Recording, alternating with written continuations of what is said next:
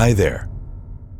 Let me introduce you to the new SPL Passeq Analog Code plugin.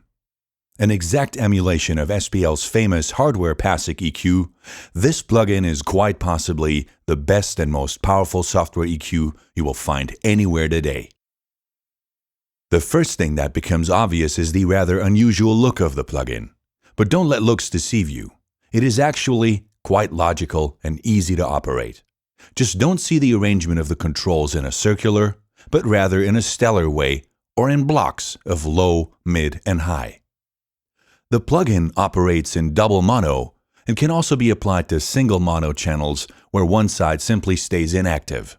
You can also link both sections so both are exactly alike. Each channel has two sections, a boost and a cut section. Each section has 3 bands, one each for the low, mid, and high frequencies. In the middle of each channel is a big output control that serves as an output level regulator. You can save 4 individual sets of settings per plugin instance and turn each channel off and on individually. You can also switch the Passiq into the MS mode, which enables you to process the mid information with the left channel and the side information with the right channel. As a neoclassical passive EQ, the Passiq stands as one of the newest members in a long row of trusted and historical equalizers like the Pultecs from the 50s and 60s. But whereas the old models only offered a limited amount of frequency bands with only a few switchable frequencies, in contrast to them, the Passiq comes with a massive 144 frequencies, that's 72 per channel, which gives you all the power you need to do whatever you want with an EQ. The boost and cut frequencies are not identical as to give you the broadest choice for very elaborate EQ curves. All bands have a different layout that is optimized for that specific range. The low frequency bands have a shelving characteristic, the mid bands a peak characteristic, and the high bands have 2 different characteristics. The cut band comes as a shelf. The boost band features a peak filter with a variable Q, which is justified by the different sonic characteristics that individually designed and constructed coil condenser resistors usually have.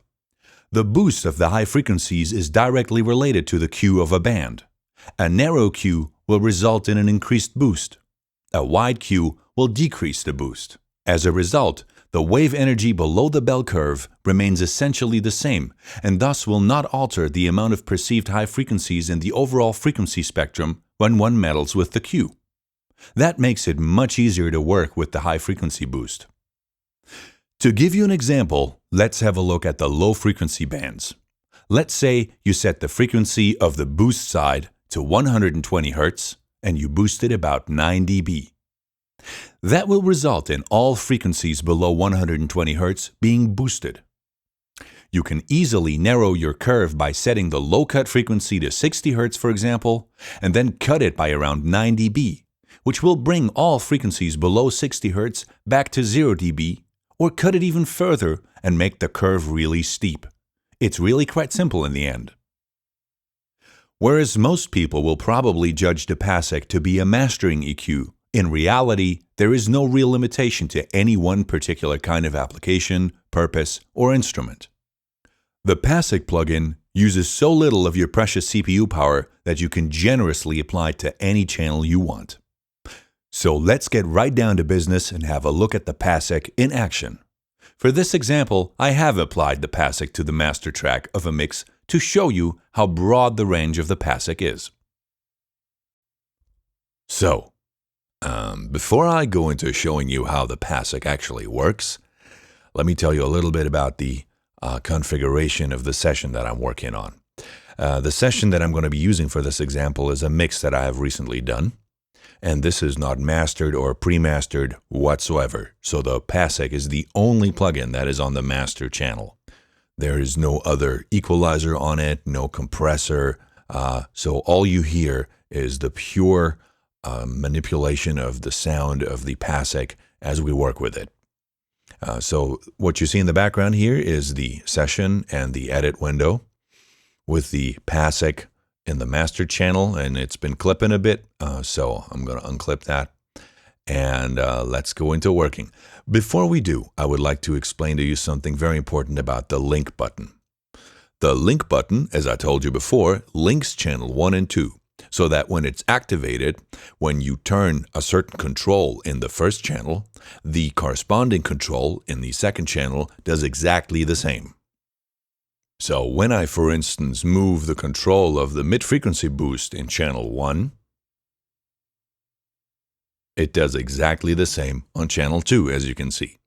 Now this goes for every control in the entire channel system. It goes for high, low, everything. Now, when I turn the link button off and disconnect both channels, and then I turn a certain control, only the control in that channel is affected. As you can see, as I have moved the high boost channel on the left side, on the right side, nothing happened. Now, when I turn the link button back on, those two controls that I've just put into different positions are not linked again. They don't automatically move into the same position. And this is a very useful feature, as sometimes when you're mastering or when you're mixing a stereo track, you don't want that. You want one of the two channels sound a little different from the other one. And if you only want this for one of the controls, you can unlink it and then change the settings of one of them and then link it back again. And all the other controls are linked, as you can see here in the low frequencies. And only when I actually touch the control of the two channels that I have separated, the one control that I haven't touched is going to jump back into sync with the one that I have touched. Very useful and very important to know. Now let's set all the values back to 0 or into the default position. You can do that by pressing Alt and then clicking on the control. And let's have a listen to the session that I've been working on.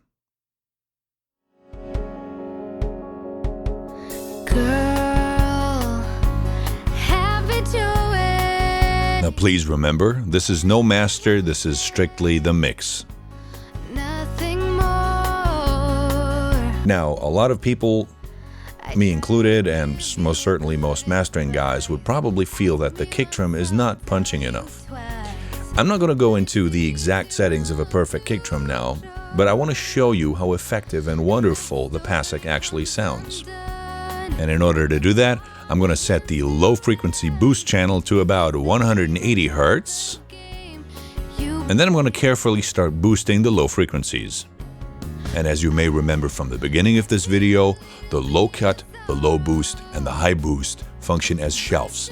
So when I push the low boost at around 180 Hz, all the frequencies below 180 are getting pushed.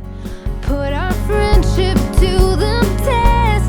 Lay on differences to rest and leave it all. Now, of course, bass adds a lot of power, so the channel goes into the red. We'll deal with that later. Now, of course, it sounds a bit muddy because the low boost pushes all the frequencies even down to 10 Hz. So I'm going to go to the low cut. I'm going to set that to about 60. And then I cut that to bring all the frequencies below 60 back to the original level, or even below that. Let's go to 12. Let's make it a steep curve. Take some of that very low bass away. Now, if I want to compare the before and after, I just quickly press on one of the on and off buttons, and since the both channels are linked, both turn on and off.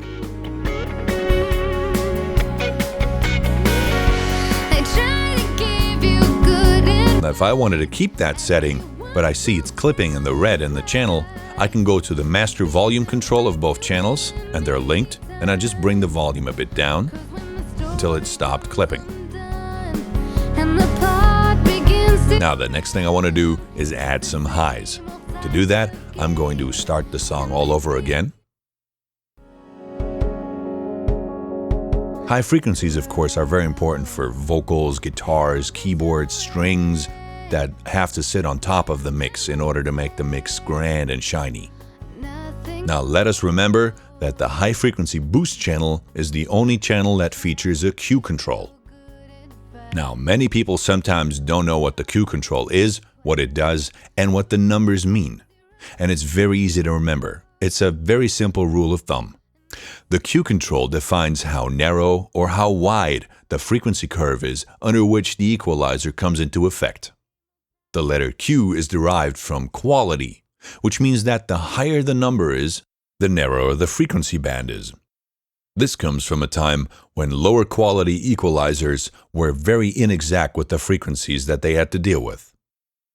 So, rule of thumb, a low Q is a very wide frequency range, a very high number in the Q is a very narrow frequency range.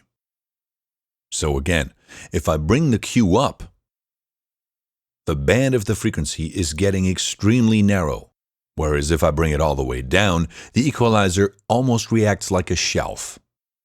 So with that shelf, if we then select a frequency of around 12K, meaning that everything above 12K is being pushed, and if we then start the song again, and we now boost those frequencies, you should immediately hear how all the high frequencies in the mix start to come out.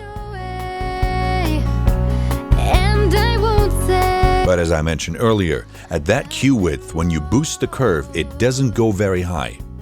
The same energy that will be applied to a very narrow band if the Q was very high is now being applied to a very broad range of frequencies. Now let's bring the boost all the way back down, keep it at 12K, and now narrow the Q all the way. So now only the frequencies at around 12K plus or minus a bit are affected. So if we now start the song again and we start pushing that, you should immediately hear a very different result. Girl, have it your way, and I won't say nothing more. I try to give you a good. Well, let me turn the Passeq off and on again so you can compare. Tell you twice, but it seems you're all too sure, and the story comes undone, and the plot begins. In comparison, without the equalizer, it sounds really far away and dull now. Game you blame. But with it on, you have a wonderful voice that cuts through the mix, since the frequencies that are brought out also belong to other instruments. Even if you bring the boost and the cut of the low frequencies all the way down. Put our friendship to the test, lay our differences to rest, and leave it all behind.